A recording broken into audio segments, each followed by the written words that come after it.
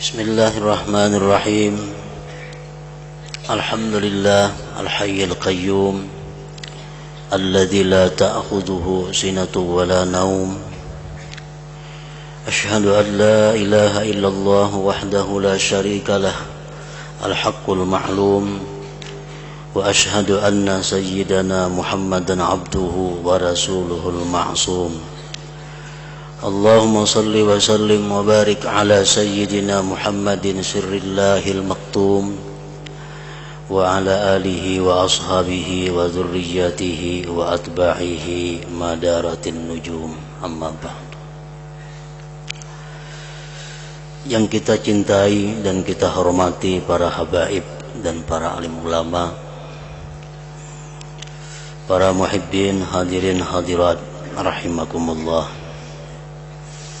Puji dan syukur senantiasa kita haturkan kehadirat Allah Subhanahu wa ta'ala atas limpahan rahmat dan anugerah yang diberikan kepada kita.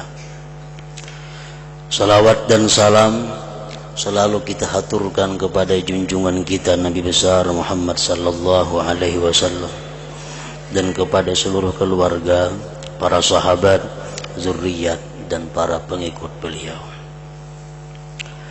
Para muhibbin rahimakumullah, yang ke-92 dari surah-surah Al-Quran, yaitu suratul Lail, makiyatun wa ayatuha ihda wa ishrun.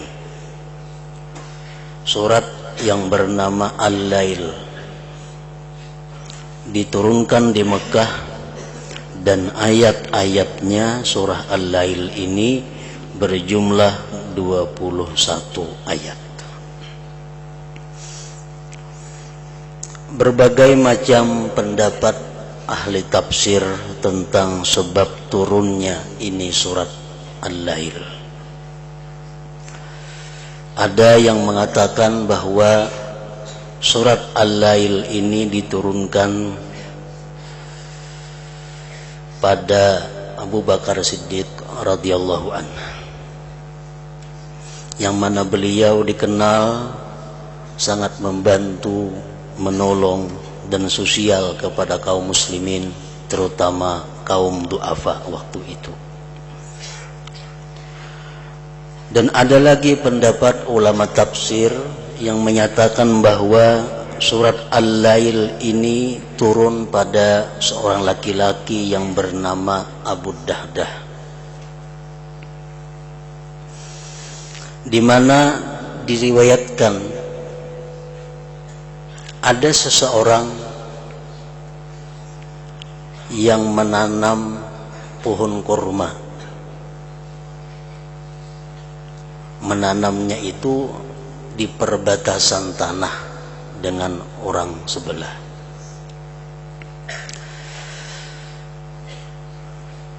Setelah beberapa waktu, kurma itu berbuah, dan sebagian dahannya itu ke sebelah tetangga.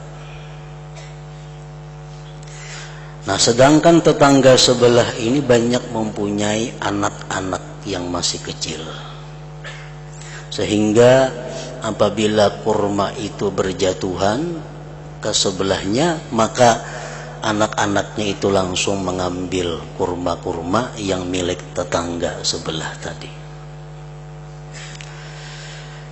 Yang punya kurma keberatan dengan demikian dan melapor kepada Rasulullah sallallahu alaihi wasallam. Dikisahkan kisah tadi, lalu Rasulullah sallallahu alaihi wasallam menawarkan kepada yang punya kurma tadi, "Wahai laki-laki," kata Rasulullah, "bagaimana kalau pohon kurma itu aku tukar dengan satu pohon kurma di surga?"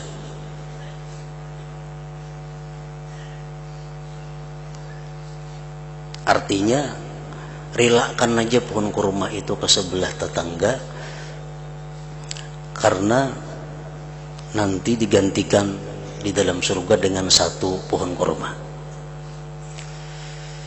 Pak Aba laki-laki itu tidak mau. Oh kada bisa wahai Rasulullah, dunia juga, surga juga.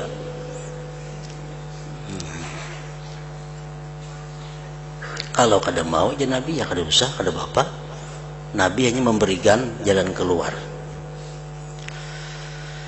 Begitu pulang laki-laki tadi, kenapa cerita itu didengar oleh Abu Dahdah ini?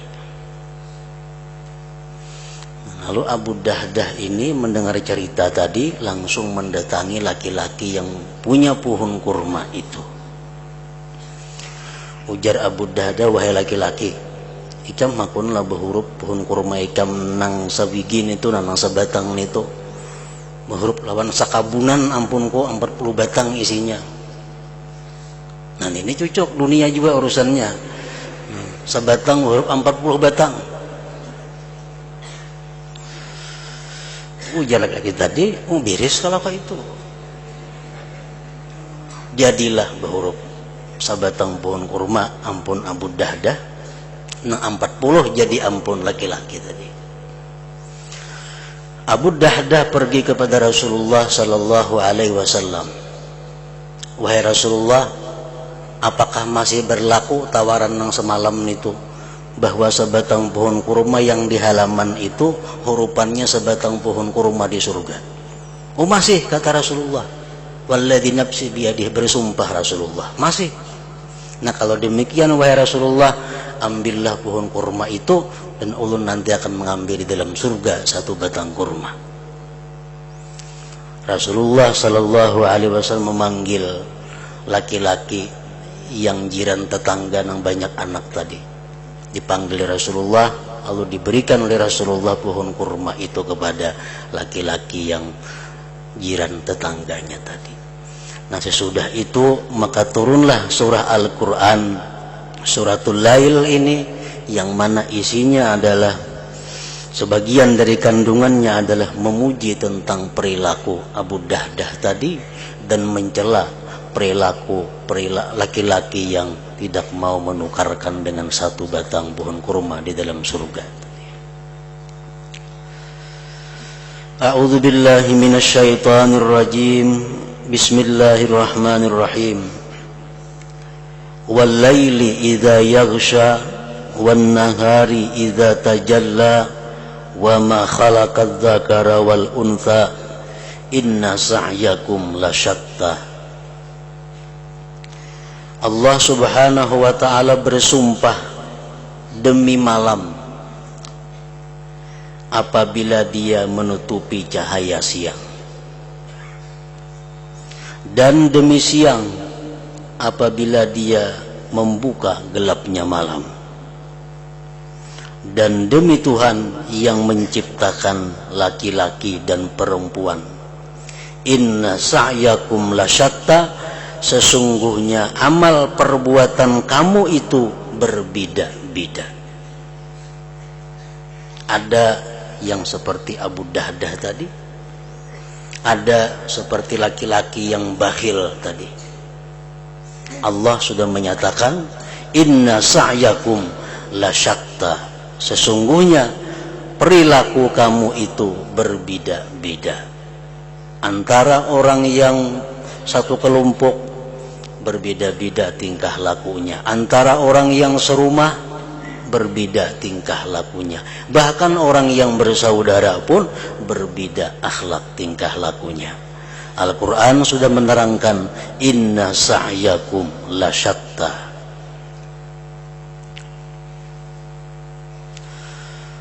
Fa'amma man a'ta wattaqa wa saddaqa bil husna fasanuyassiruhu lil yusra. Maka adapun orang yang memberi dan dia bertakwa dan dia percaya dengan gantian dari Allah, maka kami permudah dia bagi surga.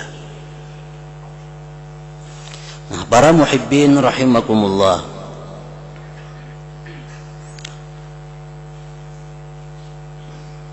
di dalam ayat ini Allah subhanahu wa ta'ala menjelaskan adapun orang yang memberi, wattaqa dan takwa, terutama dia takwa kepada Allah dalam hal memberi itu. Bagaimana yang disebut orang yang memberi itu takwa dalam pemberiannya? Ada orang yang memberi tapi tidak dengan takwa, maka ini tidak dimasukkan dalam golongan orang-orang yang dimudahkan menuju surga. Orang yang dimudahkan menuju surga itu syaratnya adalah takwa dan percaya dengan gantian dari Allah. Adapun orang yang memberi dan dia takwa, sekurang-kurangnya ada 5 syarat yang bisa disebut bahwa dia itu takwa dalam memberi. Yang pertama, 6 syarat. Yang pertama, dia memberi itu min halalin, daripada yang halal. Ini syarat yang utama. Kalau orang memberikan sesuatu yang tidak halal, itu ngarannya memberi tapi kada takwa. Min halalin, daripada yang halal. Al-Quran menjelaskan, wa anfiqu min thayyibati ma kasabtum, berikanlah dari yang baik-baik hasil usaha kalian, yang halal daripada usaha kalian. Rasulullah sallallahu alaihi wasallam menyatakan, man asaba malan min ma'zamin fawasala bihi rahimah aw tasaddaqa bihi aw anfaqahu fi sabilillah jama'allahu dzalik jami'an summa kadzafahu finnar, rawahu Abu Daud. Ujar Nabi kita yang artinya, barang siapa mendapatkan harta dari jalan dosa, dapat harta cuma jalannya jalan dosa, dapat harta jalannya jalan yang diharamkan Allah, baik itu mencuri, baik itu merampok, baik itu menipu, baik itu korupsi, baik itu riba, dapat harta. Lalu harta itu digunakannya untuk silaturahim. Dia berikan kepada keluarga yang miskin, dia bantu keluarga yang berhajat, dia datang kepada keluarga yang jauh-jauh. Atau dia sedekahkan dengan harta tadi, atau dia infakkan di jalan Allah. Allah himpunkan yang demikian itu seluruhnya, kemudian Allah lemparkan dia dalam api neraka. Nah, jadi kada ada gunanya, bahkan memperberat kalau kita memberikan sesuatu dari harta yang haram. Harta yang haram itu jangan diberikan kepada orang, mestinya kita kembalikan kepada yang berhak. Kalau harta yang haram ini kita berikan kepada orang, kita makin berat urusannya, makin berat hukumannya. Karena apa? Karena ada tiga hal.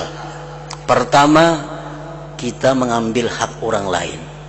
Yang kedua, kita menggunakan kepada yang bukan berhak. Yang ketiga, kita menyakiti orang yang diberi harta haram itu.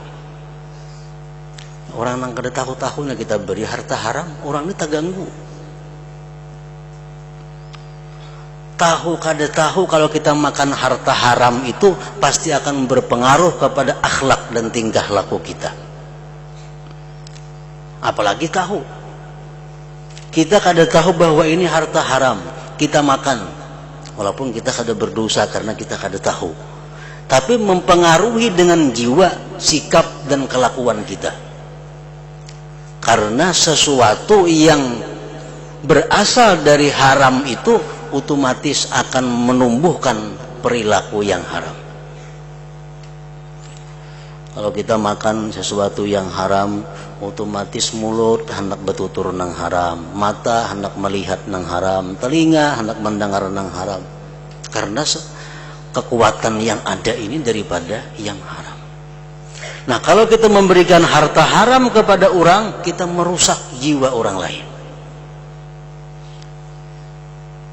Nah, jadi harta yang haram itu mestinya dikembalikan kepada yang berhak, bukan diberikan kepada yang tidak berhak.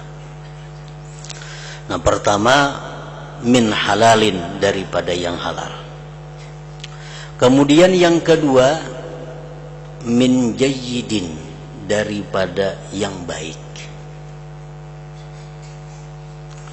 Kalau kita memberi beras, umpamanya jangan nang bahulat. Memberi makanan jangan nang basi. Memberi buah jangan nang buruk diberiakan. Memberi baju nang rabit diberiakan. Hibak tahi lambuan hanya diberiakan baju. Allah Subhanahu wa ta'ala menyatakan dalam Al-Qur'an, wala tayammamul khabitha minhu tunfiqun walastum biakhidhih. Jar Tuhan, jangan kamu mengambil menuju sesuatu yang jahat daripadanya engkau berikan, sedangkan kamu seandainya diberikan kamu pun tidak akan mengambilnya. Jadi yang diberikan tuh mesti yang baik, mesti yang kita masih mau memakannya, kita masih bisa memakainya. Itu yang diberikan, supaya termasuk dalam man a'ta wattaqa, diberikan yang baik. Yang ketiga, ittigha mardhatillah.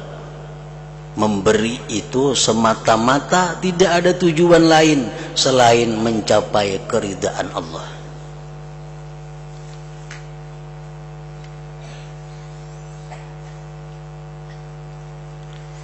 Ibtigha mardhatillah. Memberi itu untuk diridai Allah.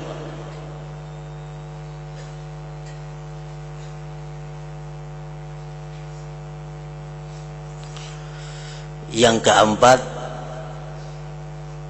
adamul man, tiada merasa berjasa kepada orang yang diberi itu.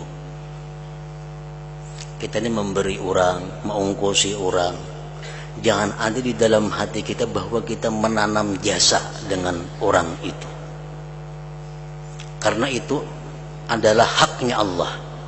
Kita hanya merupakan perantara dari Allah kepada orang tersebut. Jangan ada di dalam hati kita tersirat bahwa kita banyak berjasa dengan orang seseorang, apalagi sampai diucapkan, bah tuh hukum ungkusi lagi dahulu.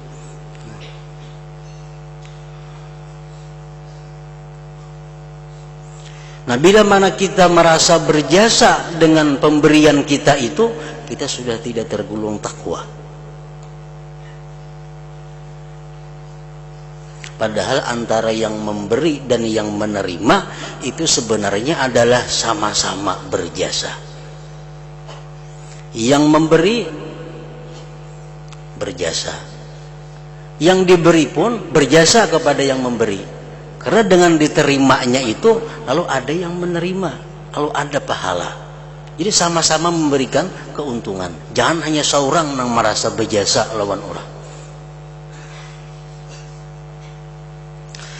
Yang kelima, adamul adza, tidak menyakiti, baik dengan mulut, baik dengan tangan, baik dengan apapun. Memberi tapi menyakiti. Memberi orang tapi sambil bermamai lawan yang diberi.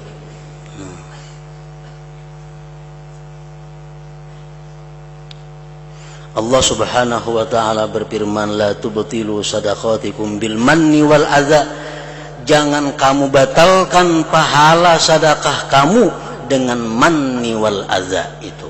Orang yang bersedekah tapi merasa berjasa sendiri, orang yang bersedekah tapi mulutnya menyakiti kepada orang yang diberi, itu tidak ada pahalanya dan tergolong tidak takwa. Yang keenam, menggunakan harta, memberikan harta itu kemana? Ila man la yasrifuhu bi ma'siyatillahi ta'ala, memberikannya kepada orang yang tidak menggunakan dalam maksiat kepada Allah subhanahu wa ta'ala. Nang diberi ini orangnya saleh, nang diberi ini orangnya takwa kepada Allah subhanahu wa ta'ala. Nah, bila tak kumpul 6 perkara itu dalam kita memberi, maka kita tergolong fa amma man a'ta wattaqa wa saddaqa bil husna, dan dia membenarkan dengan gantian dari Allah subhanahu wa ta'ala. Dia percaya bahwa apa yang diberikannya itu diganti oleh Allah.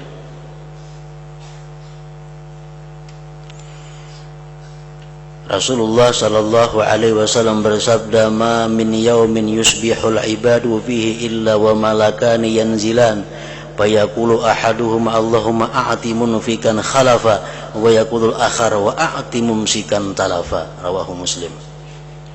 Setiap hari ada 2 malaikat turun ke bumi ini.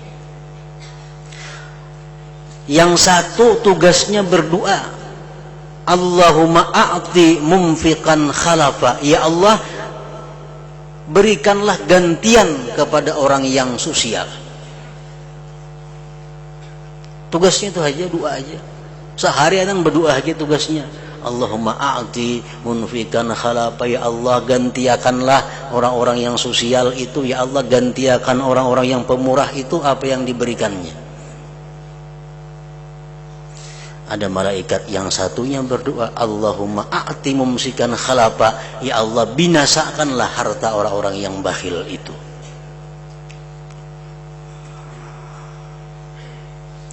Itu aja tugasnya yang saya kong. Ya Allah binasakan harta orang bakhil, ya Allah binasakan harta orang bakhil, ya Allah binasakan harta orang bakhil. Dan membinasakan harta itu Allah subhanahu wa ta'ala macam-macam caranya. Ada dengan cara yang keras yang terasa, ada dengan cara yang lembut tidak terasa, tapi sama dengannya sama, harta habis. Ada nang kebakaran habis harta, ada nang kerampukan kehilangan habis harta, ada diberi Tuhan penyakit, seminggu 100.000 berobat, seminggu 100.000, kan kerasaan gak ada, mana sakit duit habis. Ada dengan anak yang kada kau diurus, anak itu ini ganti anak itu ganti habis juga harta.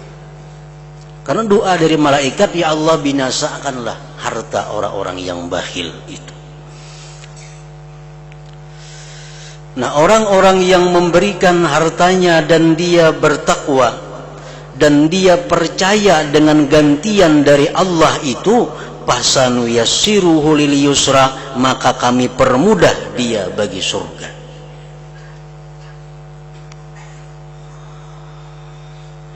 Wa amma man bakhila wastaghna, adapun orang yang bakhil dan dia merasa kaya. Orang yang bakhil, orang yang merasa kada perlu dengan pahala dari Allah. Orang yang bakhil, orang yang merasa kada perlu ganjaran yang besar dari Allah. Wa kadzdzaba bil husna, dan dia tidak percaya dengan gantian tadi. Lebih sedekah gantiannya sekian, ini kada percayaan itu.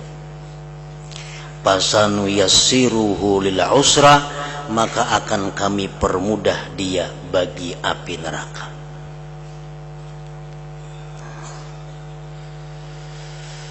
Kalau sudah masuk api neraka, wa ma yughni anhu maluhu idza taradda, dan tidak mengayakkan daripada dia hartanya kalau dia sudah masuk ke dalam api neraka itu. Di akhirat adalah gunanya harta. Kawakah menapali kita supaya jangan masuk neraka? Kadada kawa lagi. Wa ma yughni anhu maluhu idza taradda. Nah, para muhibbin rahimakumullah, kemudian selanjutnya surat Wadduha wal laili idza saja. Sebelum kita akhiri pengajian pada malam hari ini, maka ulun akan menyampaikan beberapa pemberitahuan. Yang pertama, bahwa pengajian kita pada malam hari ini yang terakhir untuk bulan Sya'ban ini, dan insya Allah kita mulai bulan Syawal hidup 10 hari.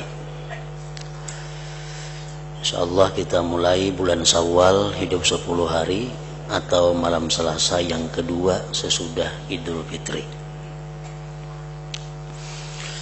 Kemudian yang kedua, kami beritahukan bahwa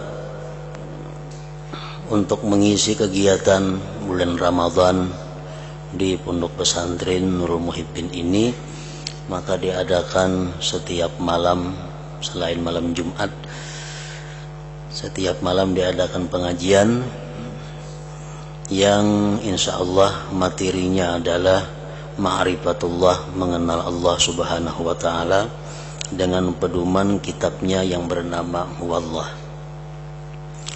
Dan insya Allah akan dimulai pada malam yang kedua bulan Ramadan.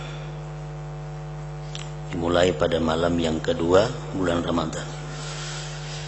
Yang ketiga yang perlu kami sampaikan adalah bahwa Pondok Pesantren Nurul Muhibbin Barabai maupun Ilung dan Halung tidak ada meminta sumbangan atau bantuan kepada masyarakat yang berada dimanapun juga. Nah, dengan ini nantinya kalau ada orang-orang yang meminta mengatasnamakan daripada Nurul Muhibbin, bahwa itu adalah kada bujur. Hendak diberi terserah aja, cuma itu bukan masuknya kepada pondok pesantren yang 3 tersebut. Abang datang kena mengatuk lawang minta sumbangan je pondok pesantren Nurul Muhibbin, nah itu kada bujur. Karena kita kada akan menyuruh orang untuk minta sumbangan kepada masyarakat. Nah, demikian yang ulun sampaikan dalam kesempatan ini. Selalu memohon kepada Allah subhanahu wa ta'ala agar diberi kekuatan dan kemudahan untuk menjalankan perintah dan menjauhi larangannya, serta diselamatkan daripada mara bahaya dan malapetaka, dan selalu bimbing kepada jalan petunjuk yang diridai Allah subhanahu wa ta'ala. Ila hadratin Nabi sallallahu alaihi wasallam. Al-Fatihah. Iyyaka na'budu wa iyyaka nasta'in.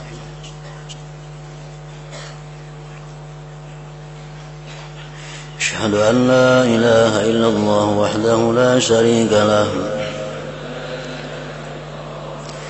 وأشهد أن سيدنا محمدا عبده ورسوله